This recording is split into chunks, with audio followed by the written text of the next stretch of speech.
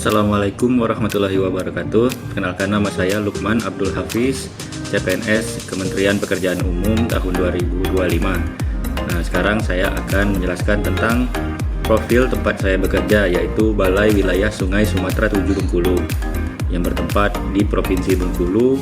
Alamatnya ada di Jalan Batanghari, Kelurahan Nusa Indah.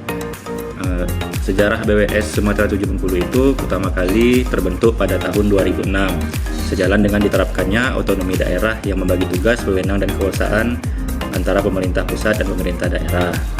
Awalnya BWS Sumatera 7 Bengkulu dibentuk melalui diterbitkannya Peraturan Menteri PU tanggal 17 Juli 2006. Nah, dengan wilayah sungai pertamanya yaitu wilayah air Sungai Manjunto dan wilayah Sungai Sebelat. Nah, namun selanjutnya ada revisi menurut Peraturan Menteri Pekerjaan Umum nomor 4 tahun 2015 dan tanggal 24 Maret 2015. Pembagian wilayah Sungai Bengkulu menjadi yaitu wilayah Nasal Padang Guci dan Tramanguar. Struktur organisasi di Balai Wilayah Sungai Sumatera 7 Bengkulu dipimpin oleh Kepala Balai yaitu Bapak Wil Musyawiri Suryana, dengan beberapa pejabat struktural, yaitu selain dari Kepala Balai ada Kasih Keterpaduan Pembangunan Infrastruktur SDA dan Kasih Pelaksanaan, selanjutnya Kasih Operasi dan Pemeliharaan, dan juga Kepala Subbagian Umum dan Tata Usaha. Nah, kalau pejabat pembendaharaan ada beberapa Kepala Satker, yaitu Kepala Satker Balai, Kepala Satker OP dan Pemeliharaan, terus Kepala Satker PJPA, Kepala Satker PJSA, dan ada juga Kepala Satker Pengadaan Tanah. Dan yang di bawahnya ada beberapa PPK dan perbendaharaan. Nah, tugas Balai Wilayah Sungai Sumatera 7 Bengkulu mempunyai tugas yaitu melakukan pengelolaan sumber daya air di wilayah sungai yang meliputi penyusunan program, pelaksanaan konstruksi OP dalam rangka konservasi dan pendayagunaan sumber daya air dan pengendalian daya rusak air pada sungai, pantai, bendungan, danau, situ, embung, dan tampungan air lainnya. Irigasi, rawa, tambak, air tanah, dan air baku juga termasuk, serta pengelolaan drainase utama perkotaan. Nah, masuk ke tugas dan layanan saya sebagai ASN. Dalam lingkup besar, saya sebagai peranata komputer yang ditugaskan di bagian tata usaha. Peran saya di instansi yaitu melakukan administrasi perencanaan pengembangan dan evaluasi kepegawaian. Yang kedua, mengelola administrasi organisasi dan tata laksana di kantor, melaksanakan pembinaan pegawai secara administratif, mendukung pelayanan administrasi kepegawaian sehari-hari, termasuk pengelolaan tata dan dokumen kepegawaian, dan membantu pengelolaan urusan tata usaha yang berhubung dengan kepegawaian.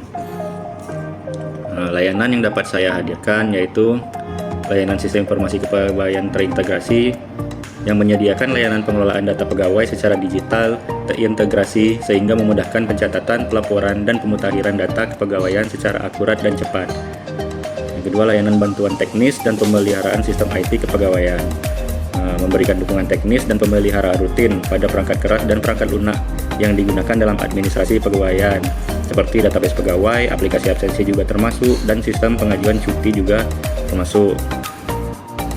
Dalam melaksanakan tugas dan layanan itu ada standar layanan yang dapat saya hadirkan juga, itu ketepatan dan kecepatan pelayanan. Memberikan layanan secara tepat dengan respon waktu yang cepat dapat menghadirkan penyelesaian waktu masalah yang lebih optimal dalam kebutuhan administrasi kepegawaian. Yang kedua juga tentang akurasi data dan keamanan sistem. Kita menjamin pengelolaan data dan kepegawaian yang akurat, terpercaya, dan menjaga keamanan data dari akses yang tidak sah. Smart ASN yang telah saya jalankan semenjak saya ada di sini yaitu membantu petugas verifikator di bagian tata usaha agar bisa mempersingkat waktu pekerjaan. Contohnya rekap perjalanan dinas. Yang masih bisa ditinggalkan itu ketepatan waktu pelaporan agenda perjalanan dinas pegawai, karena pegawai ini banyak yang telat melapor sehingga berakibat pada absensi. Kalau absensinya ada yang bolong maka berpengaruh juga pada tunjangan.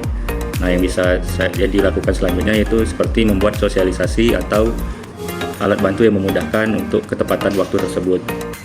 Ya, itulah tadi yang dapat saya sampaikan perihal profil balai, tugas dan layanan dalam hal Smart ASN yang dapat saya sampaikan di lingkungan kerja.